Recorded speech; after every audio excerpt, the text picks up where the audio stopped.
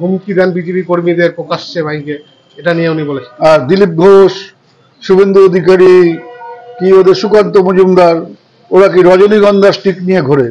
তৃণমূলের কর্মীরা দেখা পেলেই তাদের হাতে রজনীগন্ধা স্টিক তুলে দেবে। ওরা যে ভাষায় কথা বলে আমরা সেই ভাষাতেই কথা বলি, যাতে ভাষার সমস্যা না হয়।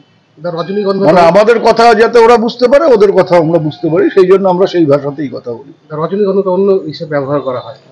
আমি বলছি যে একটা সৌহার্দ্যের প্রতীক ফুল একটা তুলে দিলাম, একগোছা রজনীগন্ধা হাতে নিয়ে বললাম, সেই রকম ওরা আমাদের দেখে হয়তো সেটা দেয়, তা তো করে না। আমাদের যে ভাষাতে ওরা বলে আমরা সেই ভাষাতে উত্তর দিই, সেটা ওদের খারাপ লাগে, তাহলে বুঝতে পারে যে ওরা কি বলে, সেটা ওদের বোঝা উচিত। ওরা কি ভাষারই যোগ্য? বললাম তো, আবারও বলছি যে আমি এখন বাইরে গেলাম, বাংলা বোঝে না, কোনো মতে হিন্দি তো বলতে হবে, হিন্দি বোঝে, তা ওরা যে ভাষা বোঝে আমরা সেই ভাষাতে কথা বলি। 18 সালে কাজ শুরু হয়, মাঝখানে নানা কারণে, বিশেষ করে কোভিডের কারণে কাজ বন্ধ হয়ে যায়। পরবর্তীকালে আমরা যখন দায়িত্বে আসি, আমরা এটা খবর পেয়ে যে কাজটা শেষ করতে হবে, এতগুলো টাকা এখানে ইনভেস্ট করা হয়েছে, সেটা যদি এই অবস্থায় থাকে তার বিজ্ঞাপনটা ভালো হয় না।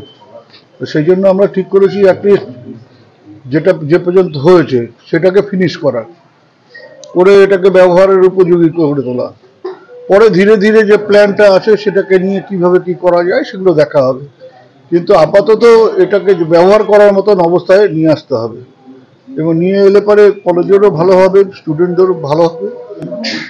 এবং এটা এই যে কাজ হচ্ছে আমাদের, এই টাকাটা পড়ে থাকাটা তো ঠিক হচ্ছিল না। আমরা আরো কিছু কিছু ছোটখাটো সমস্যা আছে, যেমন এখানে জল জমে যায়, আমরা শুনলাম প্রিন্সিপাল সাহেবের কাছে, কলেজের অন্যান্য টিচারদের কাছে, আমরা সেটাও ইঞ্জিনিয়ারদের বলে দিলাম। সেটা খুব একটা বড় টাকা নয়, 20-25 লক্ষ টাকার মধ্যে এটা পুরো একটা মাটি ভরাট করে ড্রেনেজ সিস্টেমটাকে করে দেওয়া যাবে, সেটাও করে দেওয়া হবে, যাতে ব্যবহার উপযোগী এটা হয় আর কি। এই সায়েন্স বিল্ডিং এর জন্য কত টাকা লাগবে? আর পুরোটা যা প্ল্যান আছে সেটা অনেক টাকার ব্যাপার, কিন্তু অ্যাটলিস্ট আর একটা ফ্লোর যাতে করা যায়, করলে পরে অনেক সমস্যাই মিটে যাবে। কোনো শিলান্যাস নয়, একেবারে কাজ শুরু হলো, কোনো শিলান্যাসের ব্যাপার না।